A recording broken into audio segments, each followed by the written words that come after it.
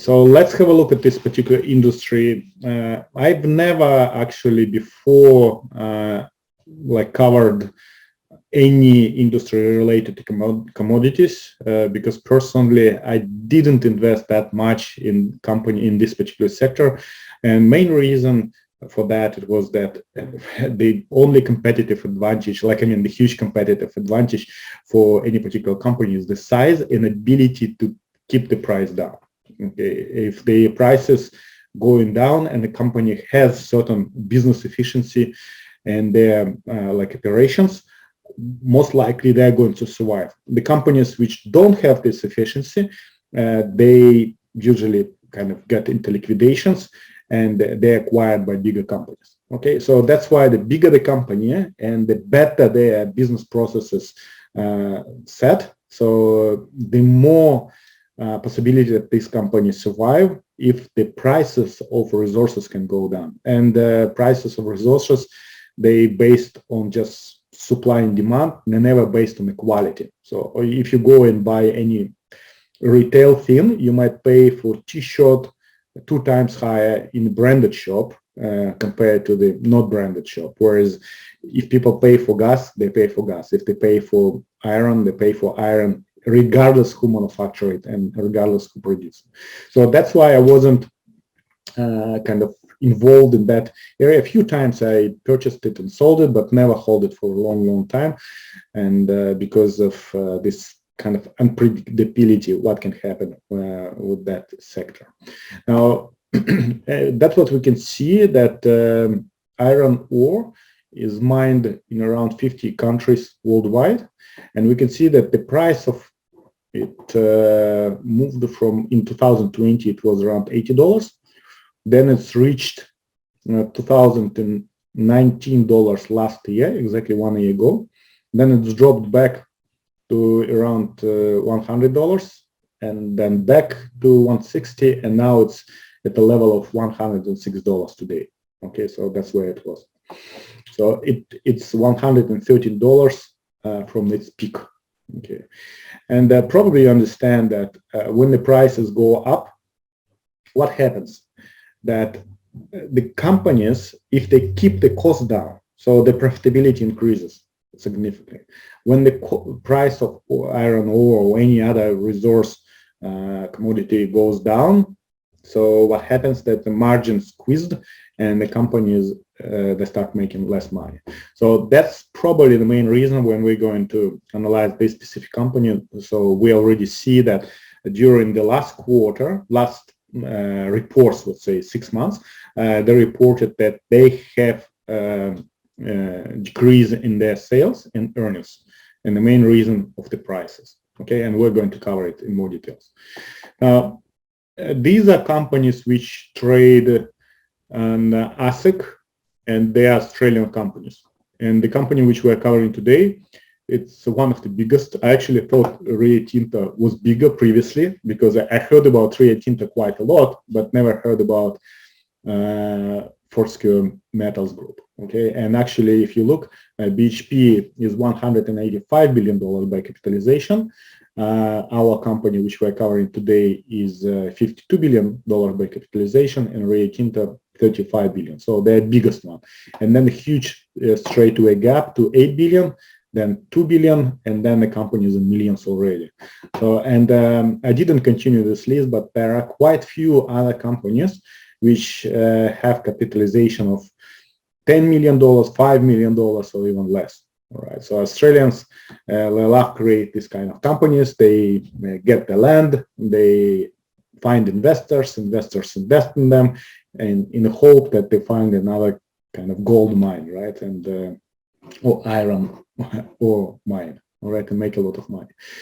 Oh, and as I explained, the small companies, they usually suffer the most because they don't have enough cash for optimizing their business processes. They don't have this economy of scale, and as a result, when the price is high, they're great, they're fantastic. Okay, but when something is going sour, usually those companies, they get into liquidation the first. Okay, in the first scale. Okay, you have all three, yeah, Nick, BHP, RIA, and FMG. So that's great, fantastic. So kind of diversified yourself among biggest companies in this sector. Now, all right. So what's I like about this specific company? All right. So first of all, they're not only like digging the iron, they also invest in infrastructure, and they have everything what they need for supply chain at the moment. So first of all, they have all the machinery, okay, which digs and then brings to the railway station. So it's their own. So they don't have to find subcontractors who are going to do that. So also they have their own train track and railroad. Okay, about 600 miles they're covering with their railroads, which they own, right? And it's also a huge advantage because they don't rely on external suppliers, and nobody is going to increase the price for that particular term, right? So if the travel expense increases, so the company might increase the prices. So other small businesses, which probably using their railway in any way, so FMG can increase the price for them, and they will suffer even more. All right. And also what they have port, and they have their ferries, okay, in order to, like, not ferries, but I mean tankers, right? So in order to bring their goods and transport their goods. So they're covering quite a lot in their supply chain. Also, they produce their products in Argentina, in Chile, Brazil, and Ecuador, and some of it in the salmon hub. Okay, salmon hub. So it is not just purely Australian, like, I mean, digger, right? So they're digging in different areas of the world as well. So they're expanding, like in this way. Another thing which kind of you can see straight away when you go to their website is the fact that they're talking a lot about green energy. So, and their goal and their mission is to reduce the carbon emission and to create as little as possible damage based on that. So they're focusing on developing new energy sources. Even at the moment, their product is not used for energy, right? So it's iron ore is used to, create metal, right? And which used for building sector. It can be used for automotive sector or any other sector where we require metal. But at the moment, they are focusing their research and development more on kind of area where they can generate this green energy. All right. So the company is looking at the future, and they're trying to build themselves in that area as well. Okay. Let's have a look what's happening from the ownership perspective. So we can see that what's the percentage terms here? Now, funds portfolio 17%, investor management 2%. Now it's owner types, but from the perspective, they have quite a lot of institutional investors. They increase quite a lot. There is a percentage of increase. So they increased 100%. So 19% totally owned by institutions. And you can see that lately it's increased, whereas mama data investors, they actually sold off their shares quite a lot as well. So that's what we can see. Strategic entities, they own 49% of the company. All right, so that's how the structure is here. So let's have a look at the like a profit and loss statement. And on the left-hand side, we can see annual, and on the right-hand side, we can see quarterly. It's not even quarterly, it's more like 6 monthly, right? Because they produce reports every 6 months, not every quarter. Rio Tinto actually, as I am aware, does the same. So let's have a look. Total revenue, starting from 2018, increased from 6.8 billion, then 9.9 billion, then 12.8 billion, and 22 billion. So they have a consistent growth in this particular area. Gross profit more than doubled during the last year. But we're probably interested in net income. Let's have a look at net income. So 879 million, 3 billion, 4.7 billion, and 10.2 billion. So we can see that we doubled the earnings during last year, and mostly it was attributed to increase in the price of ore. Now, the interesting thing about that if you try to focus on what was happening during last 2 years, and we had a lot of lockdowns, and there was a huge disruption in the supply chain, and a lot of businesses that didn't manufacture anything because their businesses were shut down, especially in China. And you probably heard about it quite a lot, that that's the reason for price for resources, because it wasn't bought as many quantities as before, and that's the reason for price fall as well. So we could expect that this company had to suffer and had to kind of decrease their sales level and profitability, but we actually see that it's had a very good year, right? So it doubled their profit despite that. Okay, I'm not sure because I cannot see it here, the quantity of their product in cubic meters, right? So, but definitely in dollar value, they had a very good increase in sales and the profitability as well, right? Now, and if we look at their let's have a look at the cost. Total cost. Let's have a look at expenses. Interest expense, operating income. Where is it? Okay, total expenses. We can see that during the last 4 years, about 5.3 billion, 5.1 billion, 5.9 billion.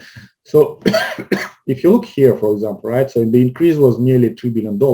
So 30%, but the let's say kind of cost increase was only less than 20%, right? About 15%. And here we have increased like 80% plus, whereas here we have 2.5 billion, right? Practically increase. So it's about 35% maybe increase in cost. So it means that the company keeps their cost down, and the sales level increases much more. But again, that's exactly what I was saying in the very beginning. If the company is going to lose volume in sales, so for example, if the price of the iron ore going to be going down, continue to go down, so the expense level is going to stay the same, because they still have to pay same salaries to their workers, right? So to their staff, and they have same exactly level of expense as before. So that's what we have to pay, take into account. Now, during the last 6 months, what we can see is a decrease in sales level.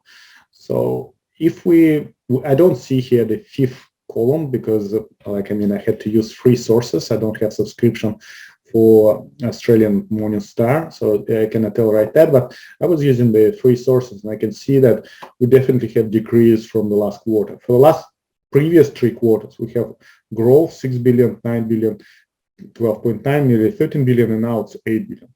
So we have a huge drop in sales, in revenue, right? So, but expenses, they stay on the same level. So they had $4 billion previous quarter, stayed 4 billion, so increased 100 million on the top of that, and definitely it's much higher than in 2020, all right, so 2 years ago. So operating income halved compared to the last 6 months. So instead of 8.9 billion, we can see it's 4.2 billion as operating income. And if we go to cash, net income after taxes, it's 2.7 billion, so which is more than 50% down compared to the last 6 months previously. So if we would say if the prices of iron ore stay about the same level, and if they operate in the same type of environment, same volume, so probably we can expect double of this price during the next quarter, next report earnings. So we can see about $6 billion in net profit, maybe slightly less. So, and that would be, if we go back, it's like in 2018. So, oh no, sorry, net income. So net income after taxes, probably somewhere in between, right? So in between 2020 and 2021. So in the middle. So it's still pretty good results. Yes, it's dropped compared to the last year, where the prices were highest, but still pretty good results, and companies still making quite good money. So if we look at the diluted earnings per share, okay, so I'll probably go to the next slide and show it here. So at the moment, diluted earnings per share is $3.3, 3.35, right? So, and if we look at PE ratio, it says here 3.8, but I presume if we calculate, if we take $17, which the price is now, and divide by 3.35, right? So we get around 4, not 3.3. Guys, you can probably calculate it and tell me how much is that. But definitely we can see that during the last quarter, so quarter versus quarter, we can see that a decrease in earnings per share. Okay, if we go for trailing 12 months, okay, so it's actually increased. And in 5-year earnings per share growth 60%. So in general, sales, same story. Okay. Now, another good thing which I liked about this company is the dividend yield. Like here says it's 12%. I know they have a small reduction in dividends, but still it's pretty good. And if we go for historical information about dividends, we can see that they paid 14, 15, 9, 10, 17, 15% of dividends. So it's amazing. I mean, it's very good results. I don't know why I didn't put money previously into this company. I would make probably quite a lot on the growth potential and also on the dividend yield. But you have to take into account that they're actually paying 90%, nearly 90%, 91% of their total income. So they're practically giving all the money to their shareholders as dividends. It's very important to understand that they remain only 9% of the cash in order to reinvest. Okay, is it enough or not enough? So let's have a look at their balance sheet and see how much debt they have. So if we look at total assets, okay, we can see they have 28 billion, like it was last year, and here 25 billion. So we see that there is a reduction of $3 billion in total assets. Now, if we look at liabilities, right? So we had $10 billion liabilities, and actually the good thing about it that look, the total assets increased from 17 billion to $28 billion. So it's more than $10 billion increase within 4 years, whereas the total liabilities they increased only $2.5 billion. So the liability they grow much slower than total assets. So it creates extra additional equity for shareholders. So as we can see here, the total equity was $9.7 billion, and last year it was reported $17.7 billion. So book value increased. But as you can see that during the last 6 months period, they have dropped nearly $2 billion. And the question is why, right? So we can see that part of it attributed to the debt. Where is the debt here? Total liabilities, they paid nearly $1.2 billion in debt, but still they have dropped $2 billion in equity. So what happened? And probably the main reason for this is the price of iron ore. So because iron ore for them is like an inventory. So if they already digged something out, and when they evaluate the price for that, so they take into account the current market price. So and probably last year when they were calculating that, the price was $200 or something about that. And at the moment it's dropped, right? So whatever they had in inventory, even if they have same amount of inventories, and the quantity, so the price is different. So they have to reevaluate it, and as a result, probably we see this reduction in total assets. Okay, so it's not like they had to write off some assets or anything. So they just had to readjust it to the current price. Okay. So if the price grows for iron ore, so the price will be adjusted as well. Okay, so this is what we can see from that perspective. So guys, can you tell me, as I always ask, is it a quality company? Do you think it's a quality company? Do you think it's undervalued company or overvalued company or fairly valued company? So write it down, and we'll continue to the technical analysis. All right, looks good. Quality, yes, it's good. Yeah, okay, fantastic. I find mining hard to predict. That's true. Now, let's maybe talk about the risks which usually these companies have. First of all, the price. You don't know the price because so many factors can affect the price. And the biggest volume of kind of clients is in China. So FMG sells 80% of the iron ore to China. So if the relationship between China and Australia is affected, it will harm the company quite a lot, okay, because where we're going to sell it. Okay, so India, maybe India, but again, so it's much further, right? So and the volume is not the same. Now, this is one thing. Secondly, when they develop new mines, they might not find exactly the same what they're looking for. So, and that's why a lot of companies with big projects, when they invest a lot, they bring the machinery, bring people, start digging, and nothing is there. All right, so you never know how much of particular material you can find.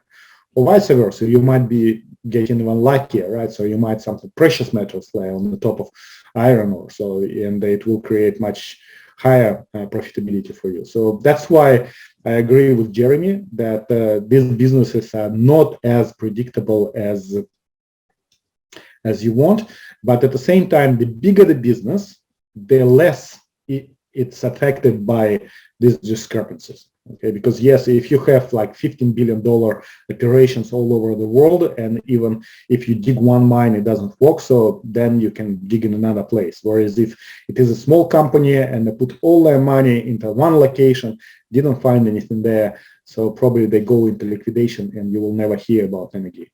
All right, so this is like that. So let's have a look at technical analysis. So that's how the company looks like, and the area which I want to see is 2008. We can see that the price dropped from nearly $13 to $2. Okay, huge drop. I don't have financial information about that particular period, but I presume I understand that building sector at that stage collapsed.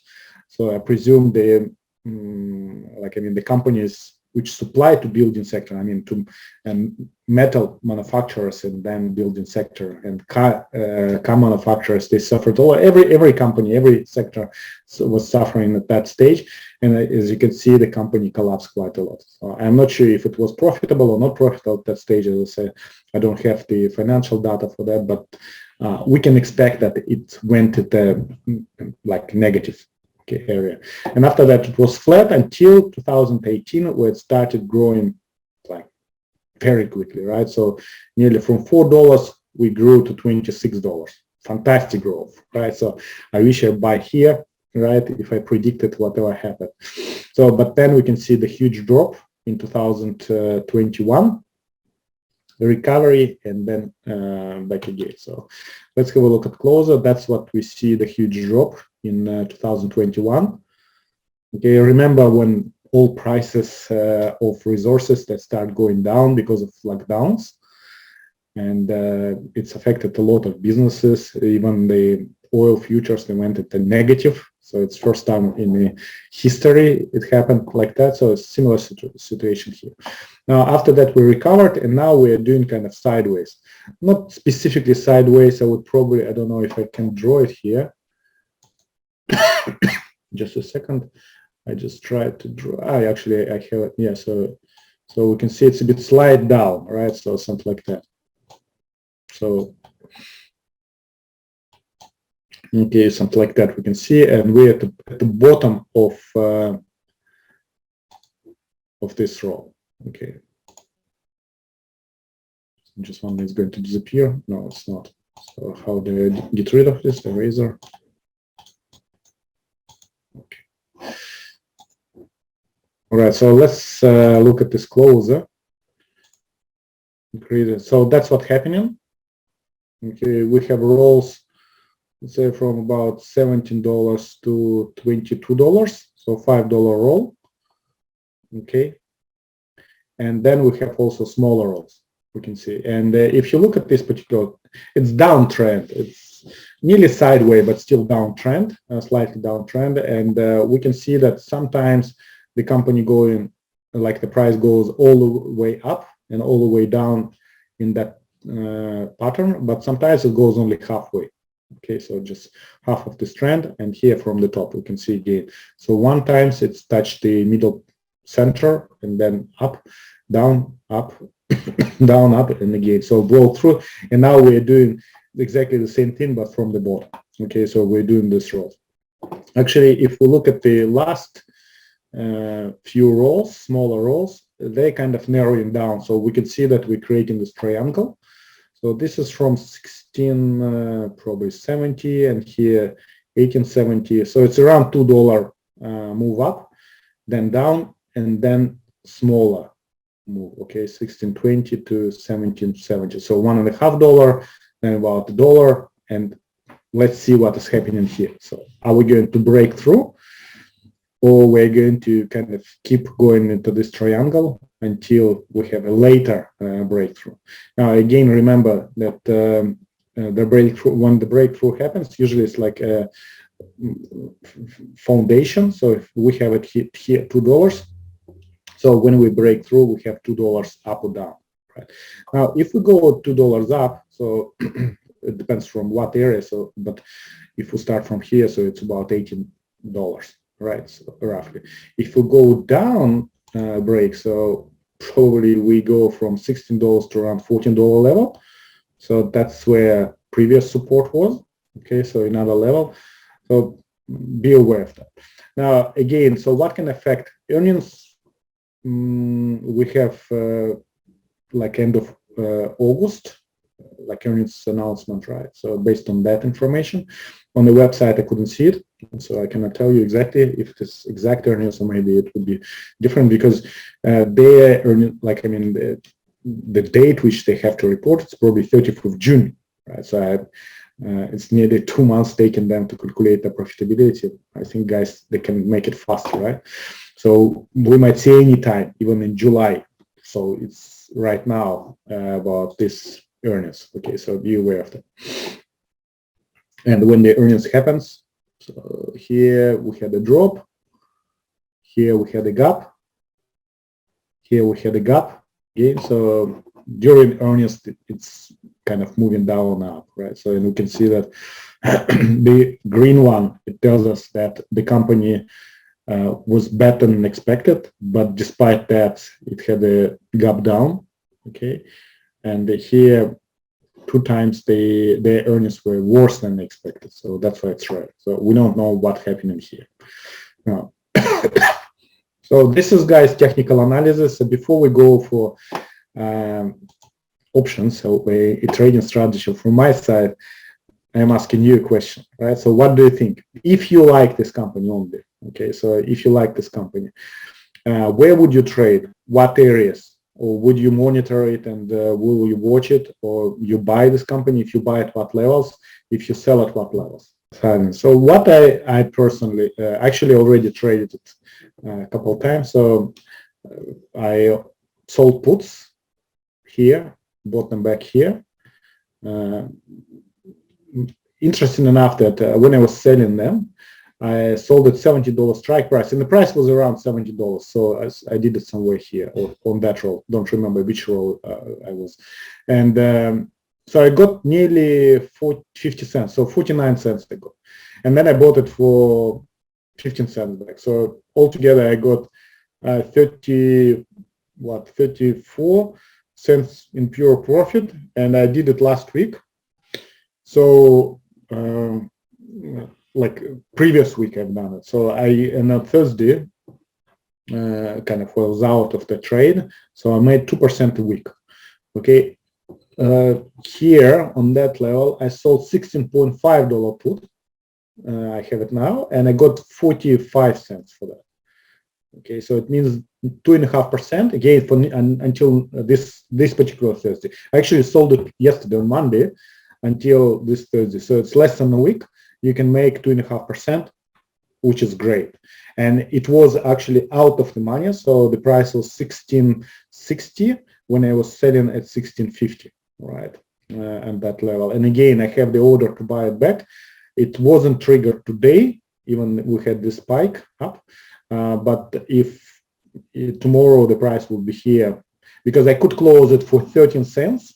Today I didn't close. I was a bit greedy and wanted to get this 3 cents, but still I might do it. So I don't like a downtrend. Yeah, downtrend is, so for me that's the main reason why I sold puts, because if I'm selling $16.5 strike price and I'm getting 45 cents, so my real price is already nearly $16.05.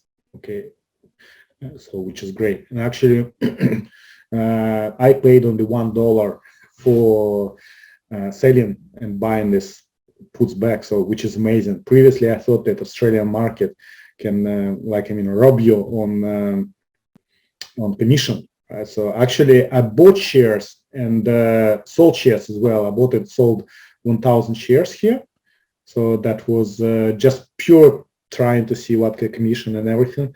So got about 1%, and I did it just during the yesterday session, so on Monday. Okay, so just was sitting doing something on the computer and decided to trade it. So made about 1%, a bit less than 1%.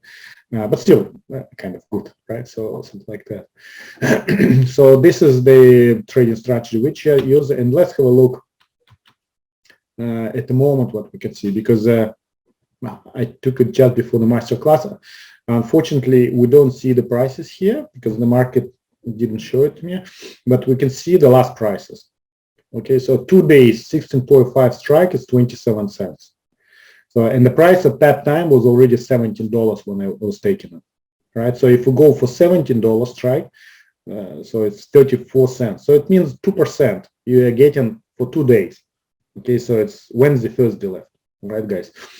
So this is the thing. So if you go for $16, okay, but for 9 days, you can get 1.5%, and it means that, I mean, if in order to put shares to you, the share price has to go down for more than $1 now, right? So it's roughly what? Actually, the trade on the Russian market just triggered for me as well, so made some money there. Good. All right, and so yeah, so you can choose whatever you like here, but options on that particular security is pretty nice, and the spread is low. Okay, so that's why I enjoyed it. Okay, and I have kind of divided part of, so I'm buying 1,000 shares and selling a bit of trading, right? And at the same time, I'm doing selling puts, so diversifying. Thank you very much for coming today. I enjoy seeing you all, and talk to you later. Okay, bye guys.